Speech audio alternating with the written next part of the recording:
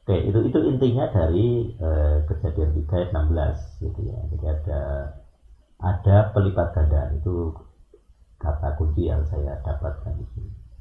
Kemudian kita akan melihat beberapa ya apa namanya link dari interlinear ya. Jadi kita akan melihat Genesis 3:16 itu dari bahasa Ibrani. Kalau teman-teman perhatikan di sini, saya coba screenshot ini udah kelihatan ya.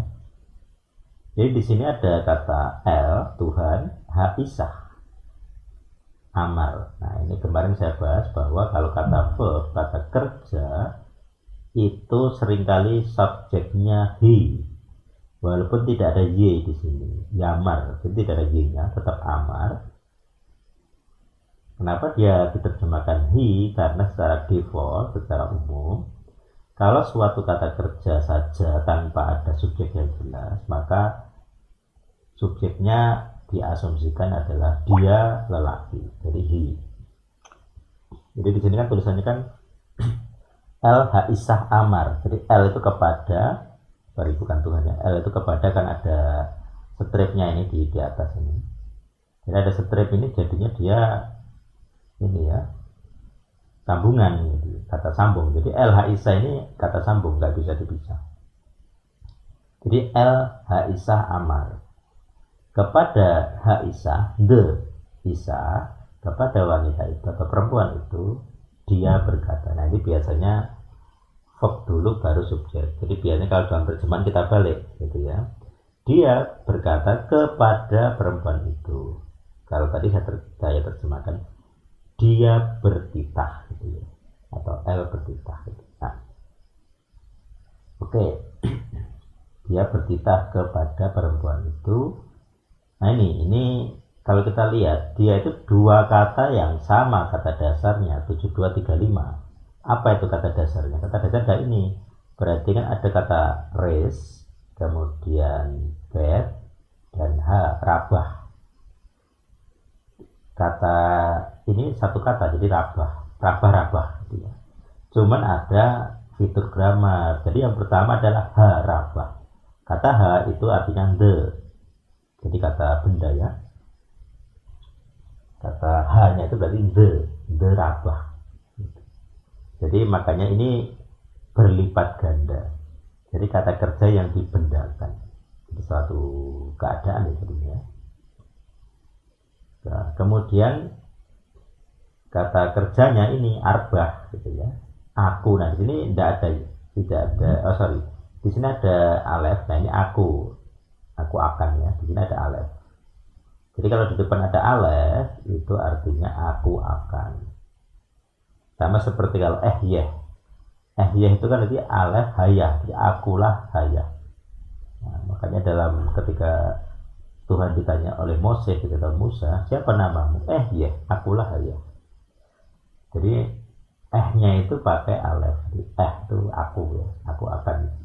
Aku akan melipat gandakan greatly. Nah, jadi makanya dalam bahasa Ibrani kalau sesuatu yang super sangat. Jadi kalau kata sangat itu ada beberapa versi cara menggunakan. Ada yang pakai meot gitu ya. Jadi misalnya arbeh meot, aku akan melipat gandakan dengan sangat. Cara yang kedua adalah mengulang kata dua kali, tapi dalam posisi kata yang berbeda. Di sini yang arbeh itu kan verb ya, aku akan menggandakan. Nah, rabah yang kedua itu kan harabah gitu ya. Itu dia peningkatan atau multiplikasi dengan terjemahan dalam bahasa kita adalah sangat gitu. Jadi melipat ganda itu sudah kata rabah itu sudah artinya melipat ganda. Nah sekarang diulang dua kali, melipat ganda gitu. Dalam terjemahan kita yang paling tepat adalah aku akan melipat gandakan dengan sangat. Jadi harabah ini kita terjemahkan dengan sangat gitu, dengan sangat. Apa yang dilipat gandakan? Nah di sini 6093 gitu. Yaitu kalau teman-teman perhatikan di sini ada ayin, ada sade, ada bet gitu ya. Esibu. isibu kalau di sini isibu nek itu yor, jadi akhiran k itu yor, isibu nek gitu. Nah ini kita lihat di bawah, nanti akan bisa terlihat kan isibu ini apa, asep ya, secara bahasa Ibrani maupun kunonya ada. Oke, kemudian di 2032 ini hamil ya, Heronek.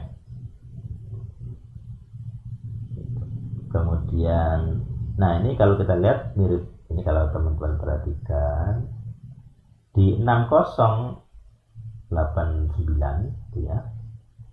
Nah ini 6089 di bawah ya, kemudian 6093 itu kata yang dipakai sama. Perhatikan saya zoom. Jadi 6093 your sorrow, kesakitanmu yang diterjemahkan itu ada ayin sade kemudian bed, di bawah juga sama ayin sade bed. Dia berbeda angka tapi kata dasarnya sama, except S-nya itu sade ya, bukan S biasa, sade. Kalau di Latin kan biasanya S titik bawah ini atau ini TS ya. Kalau nggak pakai titik bawah biasanya T sade, T sade gitu. Nah itu jadi memang ini fitur gramarnya Yahudi atau Ibrani ya, seringkali pengulangan-pengulangan itu. Jadi permainan kata ini, dua kalimat ini menggunakan asep yang sama gitu. Kemudian lat, lat itu melahirkan, jadi LAD ini ya. Kemudian banim, anak-anak.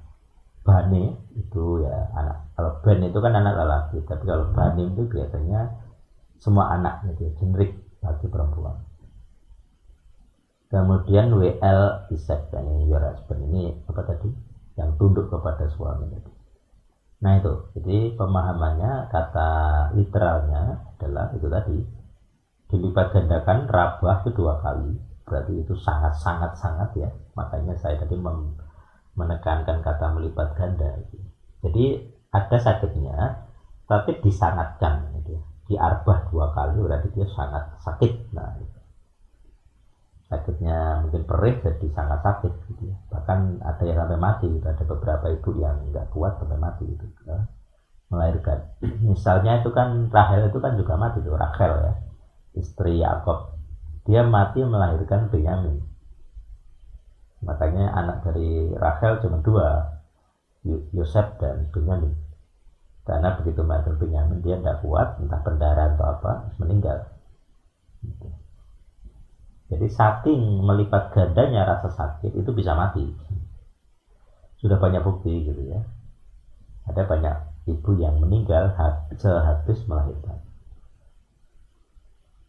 Kalau zaman sekarang masih mending gitu ya, kalau tidak bisa normal di sesar gitu ya.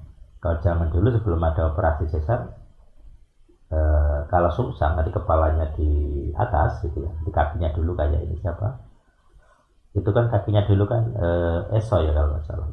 Jadi Esau itu kan keluar kakinya dulu, terus ketarik lagi ke dalam oleh Yakob gitu ya. Yakobnya keluar dulu akhirnya. Jadi tapi yang pertama keluar kan Esau, tapi kakinya gitu kan. Jadi kakinya dikasih tali. Begitu dikasih tali, Yakob ini megang tubuhnya, ditarik masuk, dia yang keluar dulu. Gitu. Jadi secara kesulungan ya Esau yang sulung gitu, walaupun keluarnya kepala tuh Yakob duluan gitu. Karena dia dari bayi dia sudah merampas kesulungan gitu. Jadi nubuatan itu sudah tergenapi sejak lahir gitu.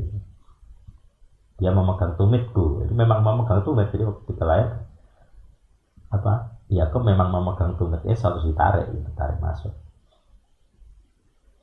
Oke, itu jadi kesakitan para wanita ya ini rabah ini 2 kali 7, 2, 3, 5.